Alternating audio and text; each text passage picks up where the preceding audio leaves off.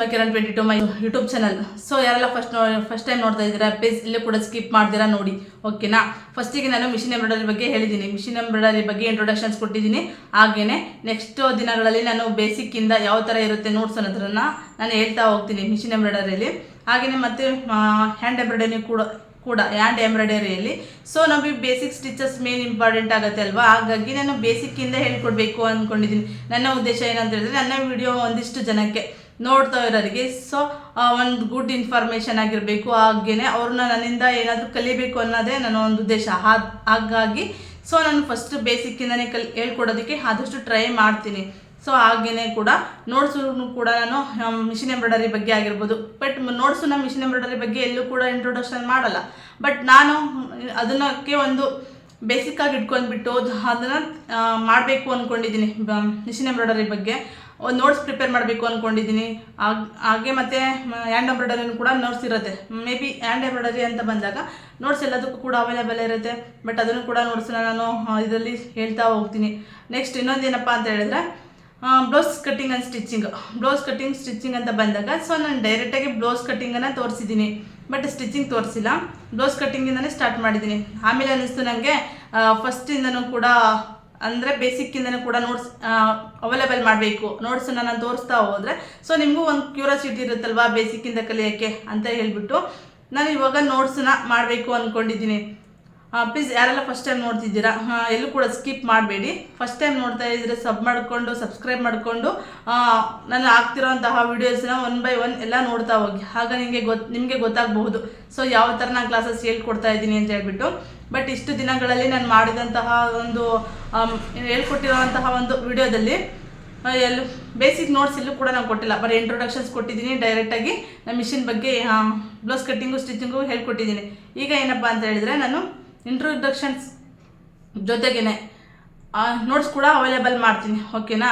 ಅದಕ್ಕಿಂತ ಮುಂಚೆ ಈಗ ಮಿಷಿನ್ ಎಂಬ್ರಾಯ್ಡರಿ ಅಂತ ಬಂದಾಗ, ಆಮೇಲೆ ಹ್ಯಾಂಡ್ ಎಂಬ್ರಾಯ್ಡರಿ ಅಂತ ಬಂದಾಗ ಸೊ ಯಾರೆಲ್ಲ ಕಲಿಬೇಕು ಅಂದ್ಕೊಂಡಿದ್ದೀರಾ ಬಟ್ ಇದು ಒಂದು ಸಪ್ರೇಟಾಗಿ ನೋಟ್ಸ್ ಮಾಡ್ಕೊಳ್ಳಿ ಆಯಿತಾ. ನಾನು ಪ್ಲೇ ಸ್ಟೋರಲ್ಲಿ ಇದೆಲ್ಲ ಹೋಗ್ಬಿಟ್ಟು ಒಂದು ಪ್ಲೇ ಸ್ಟೋರ್ ಅಂತ ಇರುತ್ತೆ, ನಿಮ್ಮ ಒಂದು ನನ್ನ ಚಾನಲಲ್ಲಿ ಓಪನ್ ಮಾಡಿದಾಗ ಅಲ್ಲಿ ಪ್ಲೇ ಸ್ಟೋರ್ ಅಂತ ಕೊಟ್ಟಿರ್ತಾರೆ.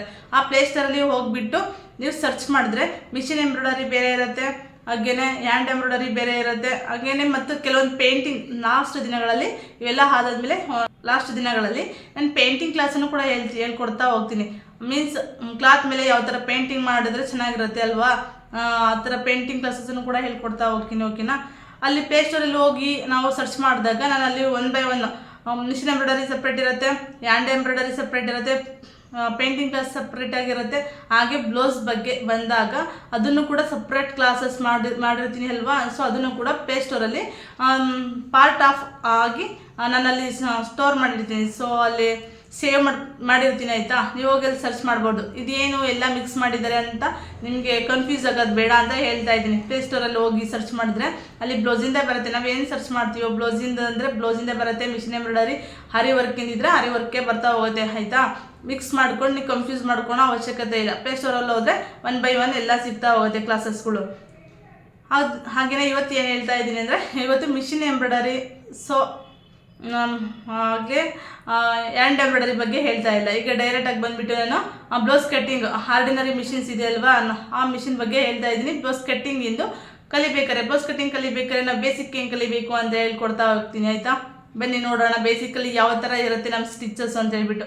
ನೆಕ್ಸ್ಟ್ ಸೊ ನೋಡಿ ಬಿಗಿನಿಂಗಲ್ಲಿ ಯಾವ ಥರ ಇರುತ್ತೆ ಒಂದು ಹೆಮ್ಮಿಂಗ್ ಅಂತ ಹೇಳ್ಬಿಟ್ಟು, ಈಗ ಒಂದೆಳೆ ದಾರವನ್ನು ತೊಗೊಂಡ್ಬಿಟ್ಟು ನಾನು 2 ಎಳೆಯಾಗಿ ಮಾಡ್ಕೊಳ್ತೀನಿ. ಈಗ ನೀಡಲ್ಸ್ಗೆ ದಾರನ ಹಾಕ್ಕೊಳ್ತೀನಿ. 1 ಎಳೆ ದಾರನ ಹಾಕ್ಕೊಂಡ್ರೆ ಸಾಕು, ಆಮೇಲೆ 2 ಎಳೆಯಾಗಿ ನಾವು ಎಳ್ಕೊಬೇಕಾಗತ್ತೆ. ನೋಡಿ ಈ ಥರ ಎಳ್ಕೊಬೇಕು. ಒಂದು ದಾರನ ಕೂಡ ಹಾಕ್ಕೊಂಡು ಈಗ 2 ಎಳೆ ಮಾಡ್ಕೊಳ್ಳೋಣ. ಸೊ ಈ ಥರ ಮಾಡ್ಕೊಂಡು ಬಿಟ್ಟಿದ್ದೀನಿ. ಮಾಡಿಕೊಂಡು ಲಾಸ್ಟ್ ತುದಿಗೆ ಹಾಗೆ ಗಂಟು ಹಾಕ್ಕೊಳ್ತೀನಿ ಆಯಿತಾ. ಗಂಟು ಹಾಕಬೇಕು, ತುದಿಗೆ ಗಂಟು ಹಾಕ್ಬಿಟ್ಟು ಸೊ ನಾವು ನೀಡಲ್ಸ್ ಯಾವ ಥರ ಅಂದರೆ ಈ ಥರ ತುಂಬ ಎಮ್ಮಿಂಗ್ ನೀಡಲ್ಸ್ ಅಂತಲೇ ಸಿಗುತ್ತೆ ನಮಗೆ. ಆ ನೀಡಲ್ಸ್ ತೊಗೋಬೇಕು. ತುಂಬ ದಪ್ಪ ಸೂಜಿನೆಲ್ಲ ಯೂಸ್ ಮಾಡಬಾರ್ದು ಎಮ್ಮಿಂಗಿಗೆ. ಹಾಗಾಗಿ ನಾವು ತುಂಬ ಸಣ್ಣದಾಗಿರುತ್ತೆ ಆ ನೀಡಲ್ಸ್ ಬಂದು. ಎಮ್ಮಿಂಗ್ ಸೂಜಿ ಕೊಡಿ ಅಂತಂದರೆ ಕೂಡ ಸೊ ಕೊಡ್ತಾರೆ, ಎಲ್ಲ ಸ್ಟೋರ್ಗಳಲ್ಲೂ ಕೂಡ ಅವೈಲೇಬಲ್ ಇರುತ್ತೆ. ಈಗ ನೋಡಿ ಈ ಥರ 2 ಡಬಲ್ ಫೋಲ್ಡ್ ಆಗಿ ನಾನು ಬಟ್ಟೆ ಕ್ಲಾತ್ ಮಾಡ್ಕೊಂಡಿದ್ದೀನಿ. ನಮ್ಮ ಒಂದು ಬ್ಲೌಸ್ ಸ್ಟಿಚ್ ಮಾಡುವಾಗ ಈ ಥರ ಸಿಂಗಲ್ ಬ್ಲೌಸ್ ಹೊಲಿದಾಗ ನಮಗೆ ಎಮ್ಮಿಂಗ್ ಮೇನ್ ಇಂಪಾರ್ಟೆಂಟ್ ಆಗಿರುತ್ತೆ ಸ್ಲೀವಿಗೆ. ಇನ್ನೊಮ್ಮೆ ತೋರಿಸ್ತಾ ಇದ್ದೀನಿ ನೋಡಿ, ಈ ಥರ ಹಿಡ್ಕೊಂಡಿದ್ದೀನಿ ಡಬಲ್ ದಾರನ ಹಾಕ್ಕೊಂಡು ಸೊ ಈ ಥರ ಇಟ್ಕೊಳ್ಬೇಕು ಆಯಿತಾ. ಈ ಥರ ಮಾಡ್ಕೊಂಡಿದ್ದೀನಿ, ಆವಾಗಲೇ ತೋರಿಸಿದ್ದೆ, ಮತ್ತು ಇನ್ನೊಮ್ಮೆ ತೋರಿಸಿದ್ದೀನಿ. ಮತ್ತು ಡಬಲ್ ಫೋಲ್ಡಿಂಗ್ ಮಾಡ್ಕೋಬೇಕು ನೋಡಿ. ಈ ಥರ ಡಬಲ್ ಫೋಲ್ಡಿಂಗ್ ಮತ್ತು ಕ್ಲಾತನ್ನು ಡಬಲ್ ಫೋಲ್ಡಿಂಗ್ ಮಾಡಿಕೊಂಡು ಸೊ ಈ ಥರ ನೀಟಾಗಿ ನಾವು ಎಲ್ಲೂ ಕೂಡ ವೇರಿಯೇಷನ್ ಆಗದೆ ಬಟ್ಟೆ ಇಟ್ಕೋಬೇಕು ನೋಡಿ. ಮೇಲಿಂದ ಸ್ವಲ್ಪ ಅಂದರೆ ಸ್ವಲ್ಪ ಬಟ್ಟೆ ತೊಗೊಂಡು ಎರಡಕ್ಕೂ ಕೂಡ ಜಾಯಿಂಟ್ ಮಾಡ್ಕೋಬೇಕು. ಜಾಯಿಂಟ್ ಮಾಡ್ಕೊಂಡ್ಬಿಟ್ಟು ನಾವು ಸ್ಟಿಚ್ ಹಾಕ್ತಾ ಹೋಗ್ಬೇಕಾಗತ್ತೆ ನೋಡಿ. ಫಸ್ಟಿಗೆ ಕೆಳಗೆ ಬಟ್ಟೆ ಸ್ವಲ್ಪ ತೊಗೋಬೇಕು, ಆಮೇಲೆ ಮೇಲೆ ಬಟ್ಟೆ ಸ್ವಲ್ಪ ತೊಗೋಬೇಕು. ಈ ಥರ ಬರ್ತಾ ಹೋಗುತ್ತೆ. ಅದು ಕೆಳಗೆ ಸ್ವಲ್ಪ ಮತ್ತು ಮೇಲೆ ಸ್ವಲ್ಪ ಬಟ್ಟೆನ ತೊಗೊಂಡು ಸ್ಟಿಚ್ ಮಾಡ್ತಾ ಹೋಗ್ಬೇಕಾಗತ್ತೆ. ಇದಕ್ಕೆ ಬಂದು ಹೆಮ್ಮಿಂಗ್ ಅಂತ ಹೇಳ್ತೀವಿ.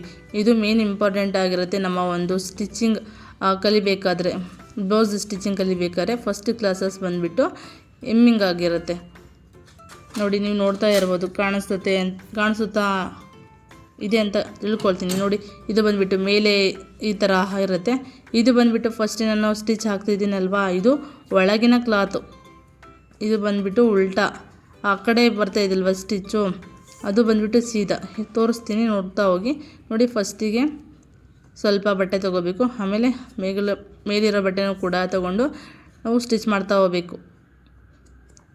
ಸೊ ನೋಡಿ ಈ ಥರ ಎರಡು ಬಟ್ಟೆನೂ ಕೂಡ ಜಾಯಿಂಟ್ ಮಾಡಿಕೊಂಡು ಸ್ವಲ್ಪ ಅಂದರೆ ಸ್ವಲ್ಪ ಬಟ್ಟೆ ತೊಗೊಂಡು ಜಾಯಿಂಟ್ ಮಾಡ್ತಾ ಹೋಗಬೇಕು, ಸ್ಟಿಚ್ಚನ್ನ ಹಾಕ್ತಾ ಹೋಗ್ಬೇಕಾಗತ್ತೆ ನೋಡಿ. ಈ ಥರ ಸ್ಟಿಚ್ಚನ್ನ ಹಾಕ್ತಾ ಹೋಗಬೇಕು. ಯಾರೆಲ್ಲ ಬಿಗಿನರ್ಸ್ ಇದ್ದೀರಾ, ಫಸ್ಟು ಕ್ಲಾಸನ್ನು ಬಂದುಬಿಟ್ಟು ನೀವು ಕೂಡ ಈ ಥರ ಸ್ಟಿಚ್ ಮಾಡ್ಕೊಂಡು ಇಟ್ಕೊಳ್ಳಿ ಆಯಿತಾ. ಬ್ಲೌಸ್ ಎಲ್ಲ ಕಲಿಯುವಾಗ ಸೊ ನಮಗೊಂದು ಮೆಮರೀಸ್ ಇರುತ್ತೆ, ನಾವು ಫಸ್ಟ್ ಕ್ಲಾಸಲ್ಲಿ ಏನು ಕಲ್ತಿದ್ವಿ ಅಂತ ಒಂದು ಮೆಮರೀಸ್ ಇರುತ್ತೆ. ಹಾಗಾಗಿ ಈ ಥರ ಯಾವುದೇ ಸ್ಟಿಚ್ ಮಾಡಿದ್ರೂ ಕೂಡ ಕ್ಲಾತನ್ನು ಕಳ್ಕೋಬಾರ್ದು. ಎರಡು ಬಟ್ಟೆ ಹಿಡ್ಕೊಂಡು ನೆಕ್ಸ್ಟ್ ಈ ಥರ ಮಾಡ್ಕೊಂಡು ಹೋಗ್ಬೇಕಾಗತ್ತೆ ನೋಡಿ. ಎರಡು ಕ್ಲಾತ್ ಸೊ ನೋಡಿ, ಎರಡು ಕ್ಲಾತು. ಇದು ಬಂದುಬಿಟ್ಟು ನಮ್ಮ ಈ ಥರ ಬರುತ್ತೆ ನಮ್ಮ ಒಂದು ಬ್ಲೌಸಿನ ಹಿಂದೆ ಉಲ್ಟಾ ಇದು ಸ್ಟಿಚ್ಚು. ಈಗ ಸೀದಾ ನೋಡೋಣ ಯಾವ ಥರ ಇರುತ್ತೆ ಅಂತೇಳಿ ನೋಡಿ. ನಾಟ್ ಹಾಕ್ಕೋಬೇಕು ಲಾಸ್ಟಿಗೆ. ಎರಡು ಬಟ್ಟೆ ಕ್ಲಾತ್ ತೊಗೊಂಡು ಸೂಜಿ ಮೇಲೆ ದಾರ ತೊಗೋಬೇಕು. ದಾರ ತೊಗೊಂಡ್ಬಿಟ್ಟು ಲಾಕ್ ಮಾಡ್ಕೋಬೇಕು ನೋಡಿ. ಈಗ ಲಾಕ್ ಆಗುತ್ತೆ. ಇದೂ ಒಳಗಡೆ ಹೋಗುತ್ತೆ, ಸ್ಲೀವ್ಸ್ ಒಳಗಡೆ ಮೇಲ್ ಪಾರ್ಟ್ ಬಂದುಬಿಟ್ಟು ಈ ಥರ ಇರುತ್ತೆ ನೋಡಿ. ಮೇಲ್ ಪಾರ್ಟ್ ಬಂದುಬಿಟ್ಟು ಈ ಥರ, ಇದು ಬಂದುಬಿಟ್ಟು ಒಳಗಡೆ ಇರುತ್ತೆ. ನಾವು ಸ್ಟಿಚ್ ಮಾಡಿದ್ದು ಮೇಲೆ ಹಿಡ್ಕೊಂಡು ಮಾಡಿದ್ದು ಒಳ ಪಾರ್ಟ್ ಆಯಿತಾ ನೋಡಿ. ಸೊ ಇವಾಗ ನಾನು ಏನು ತೋರಿಸ್ತಾ ಇದ್ದೀನಿ ಅಂತ ಹೇಳಿದರೆ, ಮತ್ತು ಉಕ್ಸ್ ಮನೆ ಅಂತ ಹೇಳ್ತೀವಿ.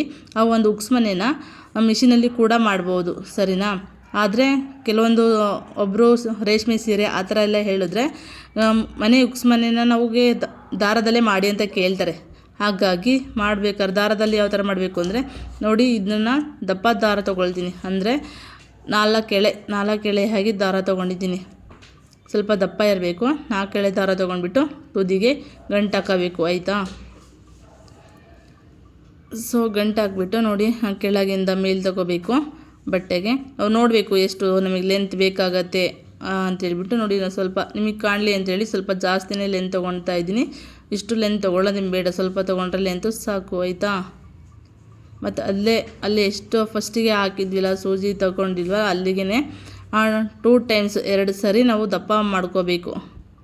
ಸ್ಟ್ಯಾಂಡಿಂಗ್ ಲೈನನ್ನು ಮಾಡ್ಕೊಂಡ್ವಿ ಓಕೆನಾ. ಮತ್ತು ಅಲ್ಲೇ ದಾರ ತೊಗೊಂಡ್ಬಿಟ್ಟು ನೋಡಿ, ಸೂಜಿ ಒಳಗಿಂದ ಹಾಕಿ ಸೂಜಿ ಮೇಲಿಂದ ಮತ್ತೆ ದಾರ ತೊಗೊಂಡು ಈ ಥರ ಎಳಿತಾ ಹೋಗಬೇಕು ನೋಡಿ. ಮತ್ತು ಸೂಜಿ ಒಳಗಡೆ ಹಾಕಬೇಕು, ಸೂಜಿ ಮೇಲೆ ದಾರ, ಮತ್ತು ಸೂಜಿ ಮೇಲೊಳಗೆ ಸೂಜಿ ಮೇಲೆ ಸೊ ದಾರ ತೊಗೋಬೇಕು.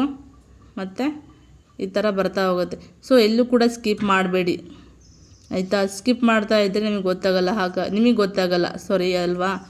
ಅದಕ್ಕೆ ಸ್ಕಿಪ್ ಮಾಡ್ದಿರ ಇಂಟ್ರೆಸ್ಟಿಂದ ನೋಡಿ, ಎಲ್ಲ ಕೂಡ ಗೊತ್ತಾಗತ್ತೆ ನೋಡಿ. ಸೂಜಿ ಒಳಗೆ ಆಮೇಲೆ ಮೇಲೆ ತಗೊಂಡು ಈ ಥರ ನಾಟ್ ಹಾಕ್ಕೊಳ್ತಾ ಹೋಗಬೇಕು. ಅದು ಒಂಥರ ಡಿಸೈನ್ ಆಗಿ ಬರುತ್ತೆ ನಮಗೆ. ಲಾಸ್ಟಲ್ಲಿ ನೋಡ್ತಾ ಇರ್ಬೋದು, ಕಾಣಿಸ್ತಾ ಇದೆ ಅಂತ ಅಂದ್ಕೊಳ್ತೀನಿ ಮೇ ಬಿ.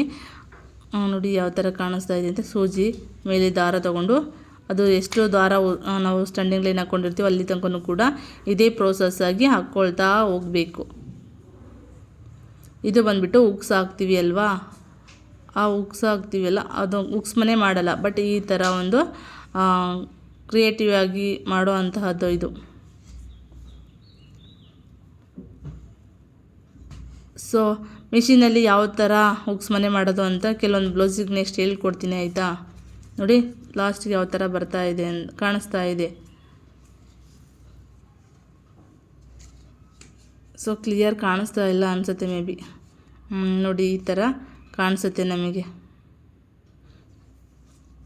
ಒಳಗಿರುವಂತಹ ದಾರ ಬಂದುಬಿಟ್ಟು ಈ ಥರ ಮೇಲೆ ದಾರ ಹಾಕಿದಾಗ ಅದು ಡಿಸೈನಾಗಿ ಕಾಣಿಸುತ್ತೆ.